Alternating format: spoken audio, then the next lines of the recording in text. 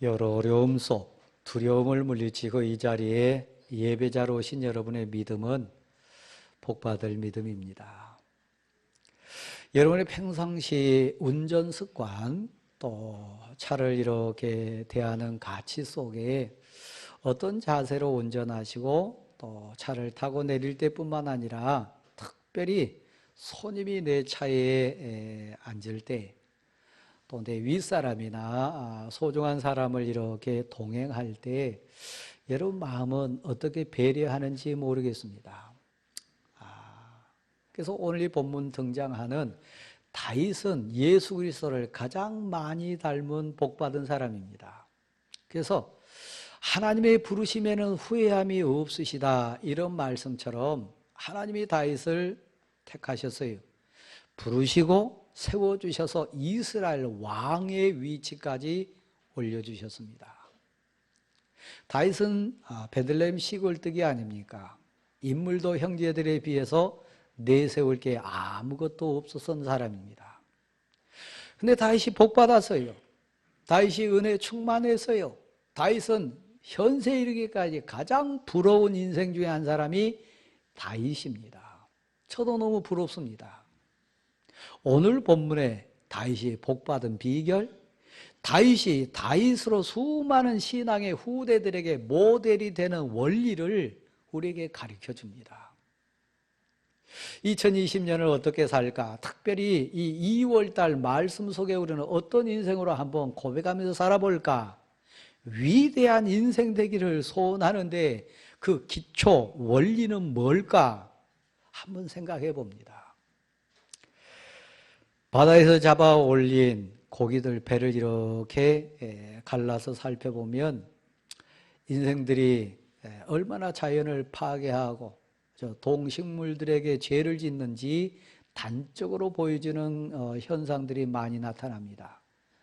심지어는 인간이 버린 플라스틱 제품들, 그물들에 이르기까지 큰 물고기 뱃속에서 나와가지고 죽어서 떠오른 큰 물고기들도 있어요. 사람들이 자연 환경을 파괴한 거지요. 창조 질서를 깬 거지요. 원칙을 어긴 거지요. 그래서 자연 재앙으로 우리에게 무섭게 다가온 것을 우리 피부로 느낍니다. 지금 여러분 가운데도 마스크 쓰신 분이 계신데 가만 따져보면 코로나 이 바이러스 이 현상도 왜 왔습니까? 창조 질서를 깨는 후유증으로 온 거 아닙니까? 왜 우리 몸이 아픕니까? 우리 건강의 원리를 깨는 데서 오는 것 아닙니까? 육신의 건강뿐만 아니라 다 소중한 게 있는데 영의 원리입니다. 앞으로 한번 보실랍니까? 하나님이 여러분을 부르시고 복 주시기를 원하세요. 특별히 이런 어려움 극복하고 오신 여러분이 정말 신령한 복 받기를 원하시는데 찬찬히 한번 생각해 보십시다. 나는 신앙 원리, 믿음 원리에 혹시 빗나가지는 않았나? 신앙생활 한다고 하면서도 혹시 내가 잘못된 신앙생활 하고 있지는 않나? 한번 찬찬히 살펴볼 본문 내용입니다. 다윗이 그랬으니까요. 다윗의 꿈에도 소원은 하나님이요. 나의 힘이신 여호와여, 내가 주님을 사랑합니다. 사실 그래서요. 다윗의 힘은 하나님이셨어요. 다윗의 능력도 하나님이고 다윗의 복도 하나님 맞습니다. 그래서 다윗이 찬찬히 생각해 봤을 때 엘리 대제사장 때 백성들이 불손하고 신앙 겉을 떠나고 하나님께 정말 죄악을 저지르는 말미암아 이스라엘에게 복의 근거로 주셨던 하나님의 말씀, 법궤를 이방 블레셋에게 뺏겨버렸어요. 하나님을 뺏긴 거지요. 신앙을 놓친 거지요. 복의 근원 대신 신앙의 본질을 잃어버린 거지요. 엘리의 불충한 모습, 엘리 아들들의 그 불충한 죄악, 우리 보고 왔습니다. 그래서 여러분, 하나님은 하나님이시잖아요. 스스로 계신 분이시잖아요. 만왕의 왕이시잖아요. 어떤 이방이 블레셋이 예를 들면 하나님의 말씀을 뺏어간다고 해서 하나님이 뭐 뺏기고 그럴 대상 아니시잖아요. 하나님은 스스로 존귀하시고 위대하셔서 하나님의 이름을 지키십니다. 그래서 블레셋이 하나님의 법궤를 취해 갔을 때 감당을 못했어요. 한 7개월 정도 이렇게 관리하는 동안 오히려 복이 아니라 그것은 심판의 재앙이 됐습니다. 견디다 못해서 이스라엘에게 보내는 작업을 하는데 그때 하나님이 민수기 4장에서 가르치신 원리 따라 하는 것이 아니라 자기 우상 섬기는 방법으로 했어요. 그게 뭡니까? 수레를 만들어 가지고 벳세메스까지 다 두 마리 소가 이 법궤를 운반하도록 했습니다. 그건 이방인이니까 벳세메스를 통해서 기럇 아르바까지 옮겨야 한 70년, 80년 동안 그곳에서 하나님의 법궤가 있었어요. 그러니까 그것을 다 알고 가슴앓이 하는 사람이 누구냐면 다윗입니다. 다윗은 하나님의 사람이니까요. 저 법궤가 내가 다스리는 이 나라의 서울인 예루살렘으로 와야 된다. 저 하나님의 말씀은 오늘 보면 바로 앞다락에 있는 2절 말씀에 보면 만왕의 왕이신 하나님 그 그룹 사이에 좌정하신 거룩하신 하나님의 이름이니라. 이렇게 이 법궤에 대한 정의를 내리고 있습니다. 맞습니다. 그러니까 다윗이 그것을 알았어요. 그래서 정치가 안정되고 나라가 체계화됐을 때 다윗의 꿈 뭐냐? 하나님의 법궤를 모시고 오는 거예요. 하나님의 법궤가 곧 하나님의 거룩한 이름이요. 그 법궤는 단순한 상자가 아니고 단순한 괴짝이 아니라 거룩하신 하나님의 실존의 거룩하신 이름이기 때문에 그 하나님의 말씀을 모시는 거예요. 그래서 추리고 또 추려가지고 3만 명의 특수부대를 모읍니다.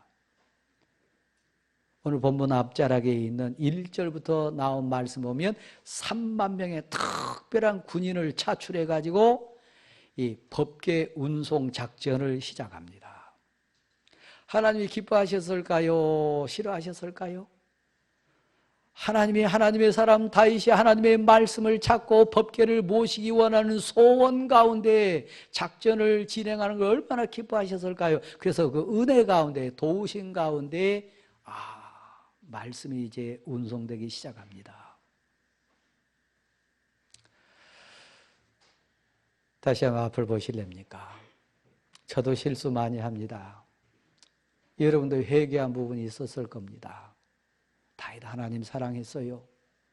누구 못지않은 열정의 사람이었고 그 모든 것을 다 동원해가지고 하나님께 헌신하기 원했어요. 근데 그 다윗이 실수합니다. 그 다윗이 넘어집니다. 열정은 있으되 그 소원은 있으되 앞만 봤지 하나님의 뜻, 하나님이 주신 말씀, 하나님이 세워주신 원칙, 신앙의 원리를 놓쳐버렸어요. 그게 뭡니까? 댁에 가셔서 좀 여유를 가지고 민수기 4장을 읽어보십시오. 그러면 이 본문과 관련된 배경 이야기가 나옵니다. 하나님이 법궤와 관련된 원칙을 4가지를 약속해 주셨어요. 아신 분 계십니까?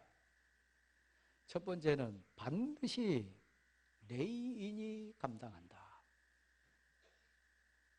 택함받은 레위가 감당한다. 곧 제사장입니다. 제사장이 감당한다. 그 원칙입니다. 둘째, 반드시 어깨로 맨다. 셋째, 어떤 경우가 있어도 존귀하시고 위대하신 하나님이니까 이 법궤는 하나님 이름 자체니까 그 누구도 어떤 자도 손대면 안 된다. 이게 세 번째 원칙입니다. 네 번째 원칙은 뭐냐면 만약에 이 셋 중에 하나를 놓치면 그럼 반드시 죽는다. 이게 민수기 4장 15절 전후에 주어진 약속입니다. 자, 베스메스를 통해서 기랏 아르바까지 법궤가 이동했습니다. 그 과정은 이스라엘이 옮긴 거 아닙니다. 블레셋이라고 하는 이방이 옮겼습니다. 이방이니까 그렇게 할 수 있다고 생각해요. 근데 다른 사람이 아닌 그렇게 하나님 사랑하고 열정이 있고 특수부대 3만 명까지 뽑아가지고 이 작전을 추진한 다윗이 이 원칙을 놓쳐요. 내가 매야 돼요. 어깨로 매야 돼요.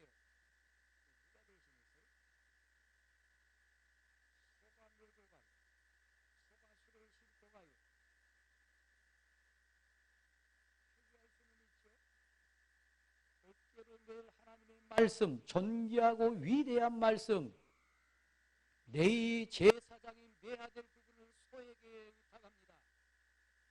어깨에 매야 될 존귀한 가치를 술에 싣고 갑니다. 누가 그랬다고요? 다윗이 그랬어요. 그렇다면 여기 설교하는 강 목사는 여러분은 더했으면 더했지 덜하지는 않을 겁니다. 그 다음 장면 한번 볼까요? 거기 보면 기랏 아르바에 있던 아비나답이라고 하는 집에서 적어도 오랜 기간 이 말씀이 거기 있습니다. 근데 아무리 두 눈을 뜨고 여러분 봐보세요. 아비나답 집이 여호와의 법궤를 보관하고 관리함으로 복을 받았더라. 막 넘치는 복을 받았더라. 은혜 충만하더라. 그런 장면이 나옵니까? 안 나옵니까? 하나님의 법궤를 맡았음에도 불구하고 두 아들 아효와 우사를 통해서 그 사역을 감당케 함에도 불구하고 그 말씀이 그 가정에 복이 된 게 아니라 죽음입니다. 우사가 죽습니다. 그 말씀이 그 가정에 복이 되었다 이렇게 충만으로 나온 게 아니라 오히려 우사가 죽임을 당하는 비참한 상황이 옵니다. 왜요? 제가 운전 습관 얘기했습니다. 내 뒷자리에 대통령을 모셨다면 얼마나 두렵고 떨림으로 정성스럽게 운전할까요? 본문에 보면 소가 뛰었어요. 왜 소가 뛰었을까요? 그 이유를 여러분 아십니까? 세상에 설명되어 있지 않지만 신앙 고백적인 차원에서 보면 이 하나님의 말씀인 하나님의 거룩한 이름의 상징인 법궤를 하나님으로 취급 안 했어요. 하나님으로 대우하지 않았어요. 상자 괴짝 하나로 생각했어요. 하나님의 말씀을 하나님의 말씀으로 고백하지 못했어요. 수레로 옮기고 소로 옮기는 것도 그런데 세 번째 아까 원칙이 있었습니다. 어떤 경우가 있다라 할지라도 이 말씀인 법궤에 손대지 말라. 말씀에 손을 댔어요. 소가 뛰니까 뛰는 이유도 우리가 생각해 봐야 되지만 소가 뛰니까 당연히 법궤 이 상자가 흔들렸겠죠? 떨어지려고 했겠죠? 상황 논리로 아무리 얘기하고 아무리 설명하고 아무리 변명한다 할지라도 상황 논리를 앞선 대원칙이 있습니다. 너는 어떤 상황 어떤 경우라 할지라도 하나님의 말씀에 손대지 말라. 우리 교회 현장에도 한국 교회 현장에도 하나님 말씀에 손대는 일 많아요. 저도 여러분 가운데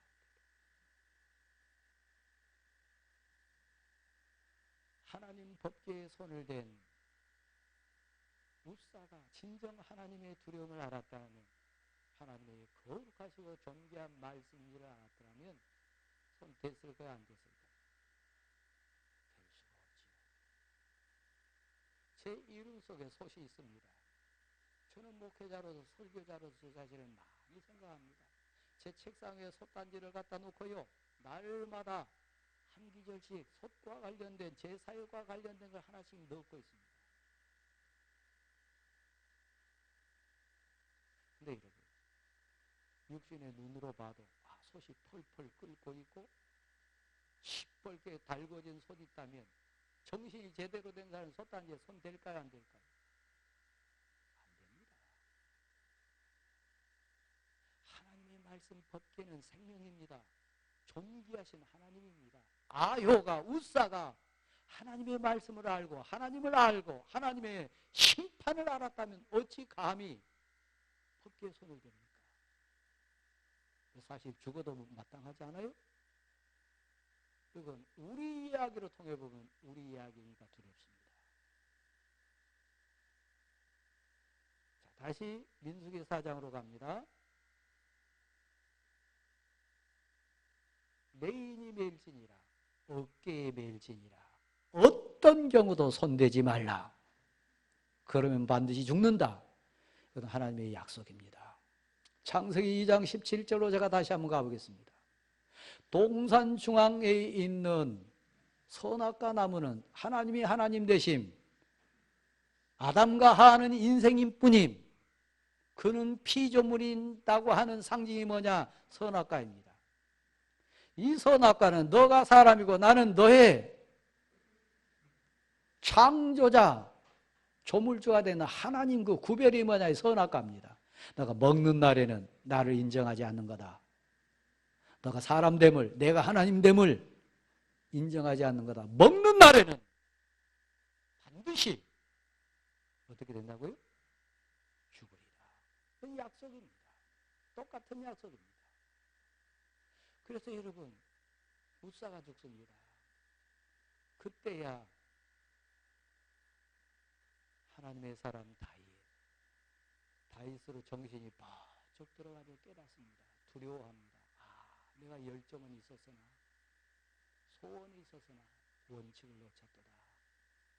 하나님의 말씀을 모시는 이 장면에 내가 하나님의 약속을 어겼더라. 멈춥니다. 그대로 멈춥니다. 여기 한번 다시 한번 보실래요? 희한하고 신비하게요. 아비나답 집은 그렇게 오랜 동안 하나님의 말씀을 맡고 귀한 큰아들이나 둘째 아들은 죽임을 당하는 그 상황이 있었음에도 불구하고 말씀 때문에 복을 받았다, 말씀이 그 가정에 은혜가 됐다, 이런 표현은 없는데, 가사는 블레셋 중심 도시입니다. 가드 사람 오벳 에돔, 그 이름 자체도 이방인의 색깔이 너무 진하게 나옵니다. 벌 받아서 죽으니까 거룩하고 존귀한 제사장 대표에다가 그 말씀 맡긴 게 아니고 오벳 에돔, 가드 사람 오벳 에돔 집에 하나님의 말씀을 맡겼습니다. 그것도 사실은 이해가 안 되는 부분이지 않습니까? 그런데요, 여기 은혜가 임합니다. 이방인이고 하찮은 인생이지만 하나님의 말씀을 단 3개월 맡았음에도 불구하고 온 정성 마음 다해서 그 말씀을 맡았더니 예루살렘 궁중에 있는 다윗에게까지 막 감동의 소문이 퍼집니다. 3개월 동안 하나님이 그 가정에 복을 쏟아 부어주셨도다. 그 온 집안과 그 모든 소유물에 하늘의 신령한 복을 막 쏟아 부어주셨도다. 이 소문이 막 들리기 시작했습니다. 여러분, 하나님의 말씀은 복인 줄 믿으십시오. 하나님의 말씀은 여러분의 능력과 은혜인 줄 믿으시길 바랍니다.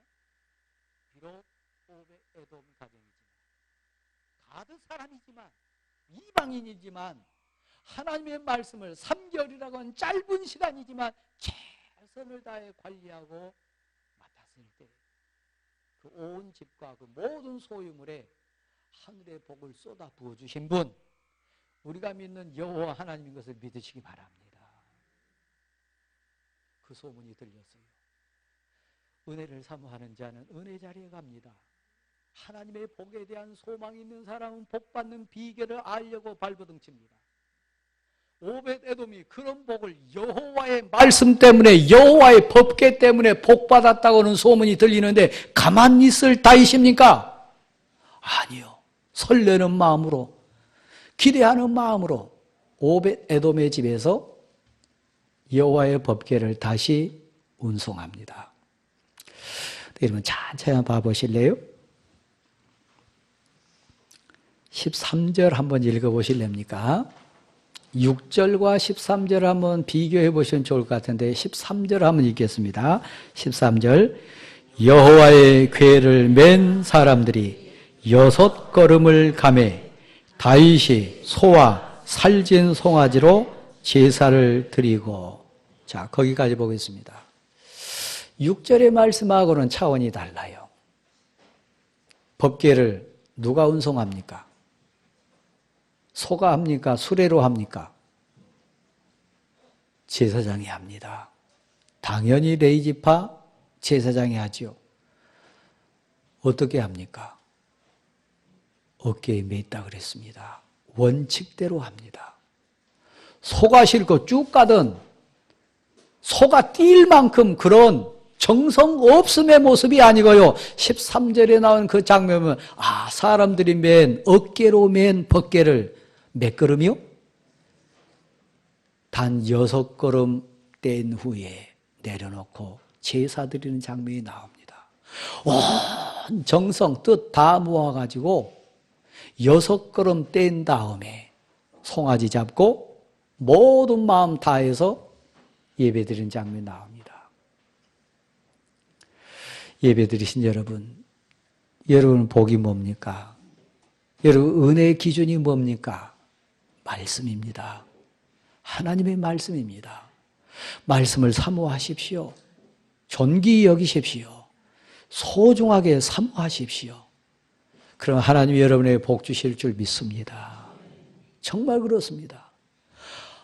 온 정성 다 합니다. 원칙대로 합니다. 정한 이치 따라 합니다. 나라가 정한 이치, 지역사회가 정한 위치, 성숙한 시민이라면, 성숙한 국민이라면 따라주는 것 좋습니다. 제가 이 얘기는 좀 하고 가겠습니다. 여러분 오해는 마시고, 저는 보수도 진보도 어느 쪽 편 드는 목사 아닙니다. 저는 신문도 둘 봅니다. 진보신문과 보수신문을 같이 봅니다. 목사니까요. 설교자니까요. 설교자로서 이 한국교회 현실 오해되고 잘못 이해되고 거짓 신앙 고백으로 나가는 그 모습, 혹시 이 가운데도 강화문에 다니신 분도 계실 수 있어요. 저는 설교자의 양심으로 분명히 얘기합니다. 바른 신앙이 뭡니까? 덕을 세우고 은혜롭게 하고 항상 유익하게 하는 신앙의 본질은 뭡니까? 목사는 목사 말을 해야 됩니다. 목사는 목사의 언어가 있습니다. 신앙인은 신앙의 언어가 있습니다. 막말하면 안 됩니다. 저급하고 추한 세상 가치 쏟아내면 안 됩니다. 덕스러워야 됩니다. 저도 제 인지하는 최선을 다해 그러려고 노력합니다. 안 돼서 못할 뿐이지 인지하는 최선을 다해서 그렇게 하려고 합니다. 온 나라가 병원을 폐쇄하고 식당을 폐쇄하고 대형 마켓을 폐쇄하는데 서울 한복판에서 대형 집회하는 건 잘못된 겁니다. 그건 덕스럽지 않습니다. 그건 신앙의 가치로서 이웃 앞에, 국민 앞에 도리가 아닙니다. 은혜로워야 돼요. 덕스러워야 돼요. 많은 사람을 유익하게 해야 돼요. 그건 기준입니다. 자, 보십시오. 원칙을 세웁니다. 6걸음 뗀 다음에 하나님 앞에 고백합니다. 죽이지 않았어요. 벌 주지 않았어요. 그 감격을 체험한 다윗과 온 백성의 그 다음 장면 14절 말씀, 15절 말씀은 뭐 어떻게 합니까? 힘을 다하여 춤춥니다. 경배합니다. 환호합니다. 감격 속에 이 말씀을 받습니다. 위대한 인생, 하나님 앞에, 은혜 앞에서, 말씀 앞에 춤추는 인생인 거 믿으시기를 바랍니다. 근데 이 본문에 불쌍한 한 인생이 또 등장합니다. 제 한계 제가 좀 고백하려고 합니다. 여러분 설교 들을 때 눈 안 감았으면 좋겠어요. 그러니까 잠깐 감는 건 괜찮은데 눈 감고 있는 사람 앞에 말하는 거 힘든 일입니다. 그렇지 않습니까? 서로 보면서 얘기해야지 눈 감고 있는 사람 앞에 있으면 설교자인 제 한계입니다. 그래서 저분을 눈뜨게 해야 되겠다. 저분이 눈을 또록또록 뜨고 말씀에 집중하고 온 정성 다해서 설교 듣게 했으면 좋겠다. 그게 소원 가운데 하나입니다. 그러니까 습관적으로 눈만 계속 감고 계신 건 설교자는 예 아닙니다. 말씀 앞에 있는 자세 아닙니다. 그건 분명합니다. 잠깐 좋을 수 있어요. 피곤하니까요. 그러면 한번 생각해 보십시다. 말씀에 관한 얘기를 지금 하고 있습니다. 오늘 본문에 등장하는 미갈이라고 하는 공주였고 지금은 현재 왕비입니다. 사울 왕의 딸이고 다윗 왕의 아내입니다. 근데 이 여인은 말씀의 감격을 몰라요. 법궤에 대한 가치를 몰라요. 하나님의 은혜에 대해서 오히려 멸시하고 조롱합니다. 그래서 오늘 본문 보면 16절의 표현에 그렇게 되어 있습니다. 여호와의 궤가 다윗성으로 들어올 때 사울의 딸 미갈이 어떻게 했다고요? 창으로 내다봤다. 맨발로 뛰어나와서 감격으로 찬송한 게 아니고요.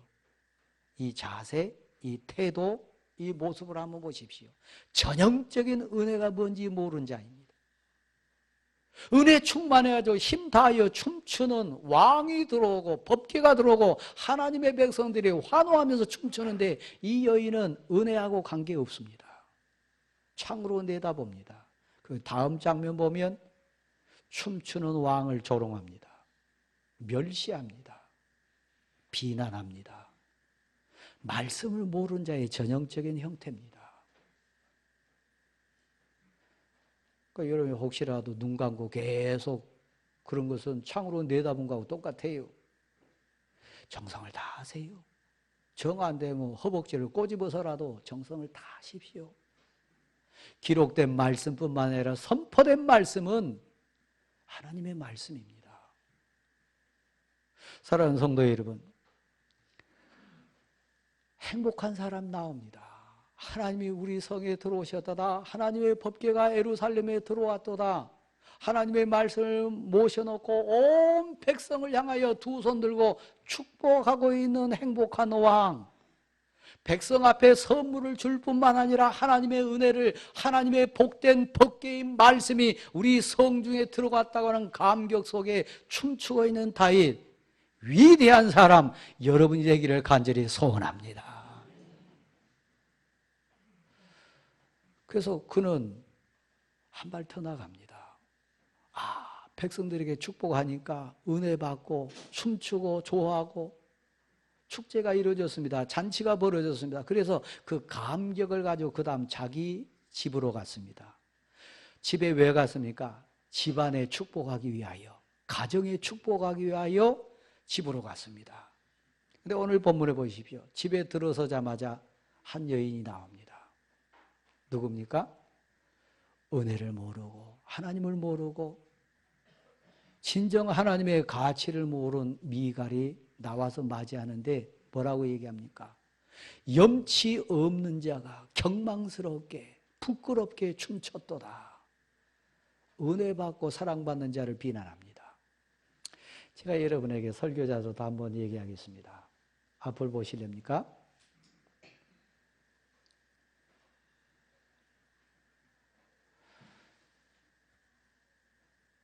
하나님을 몰랐어요. 말씀을 두려워하지 않았어요. 말씀에 대한 감격이 없어요. 하나님을 진실로 사랑하고 하나님을 사모하고 하나님의 은혜에 충만한 자는 그 사랑으로 남편 사랑합니다. 그 사랑으로 이웃을 사랑합니다. 그 사랑으로 헌신하고 충성하고 섬기게 됩니다. 하나님의 은혜를 모르고 말씀을 모르고 법궤의 가치를 모르는 이 미갈, 앞에 나타난 다윗은 왕입니다. 그는 개인적으로 남편입니다. 한 가정의 가장입니다. 그런데 하나님을 두려워하지 않는 여인이 남편 두려워할 수 있겠습니까? 하나님을 진실로 경외하지 않은 자가 왕을 경외할 수 있겠습니까? 하나님을 진실로 사랑하지 않는 자가 남편을 사랑할 수 있겠습니까? 원리적으로 맞지 않습니다. 왕인데, 남편인데, 가장인데 존경하지 않습니다. 사랑하지 않습니다. 이유는 왜 그렇습니까? 사랑의 본질, 사랑의 근본인 하나님을 모르기 때문에 그렇습니다. 혹시 여러분 가운데 가슴속, 뼛속 깊이부터 여러분 남편 존경합니까? 옳습니다. 하나님을 사랑한 만큼 남편과 아내와 가족과 성도에 대한 그 존귀한 마음으로 대합니까? 그건 맞습니다. 근데 찬찬히 한번 또 생각해 볼 거예요. 반대 경우도 한번 생각해 보십시오. 다윗이 그 여인 앞에 자기 자신을 고백합니다. 나는 은혜를 한다고. 하나님 앞에서 춤춘 거라고. 하나님 앞에서 나는 정말 기쁨으로 뛰어놀았노라고. 내가 더 천대받고 더 낮아지고 더 정말 비판받는 인생이 된다 할지라도 나는 하나님 앞에서 춤출 수 있다면, 하나님을 더 사랑할 수 있다면 나 그렇게 할 거라고. 여기 모인 우리 모두가 그 고백 속에 살기를 원합니다. 미갈의 인생 결론 여러분 아시지 않습니까? 하나님을 사랑하지 않는 여인이 남편에게 온전한 사랑 받을 수 없습니다. 남은 생애 동안 그는 남편의 사랑받지 못합니다. 홀로 지냅니다. 사랑받지 못한 비참한 여인으로 평생 그에게는 남편을 통해 얻어야 될 자식이 없었다고 그랬습니다. 사랑하는 성도 여러분, 위대한 인생은 하나님 앞에 춤추는 자입니다. 하나님을 만난 자이고 하나님의 은혜 속에 감격하는 인생입니다. 원칙을 생각합니다. 신앙생활의 원칙입니다.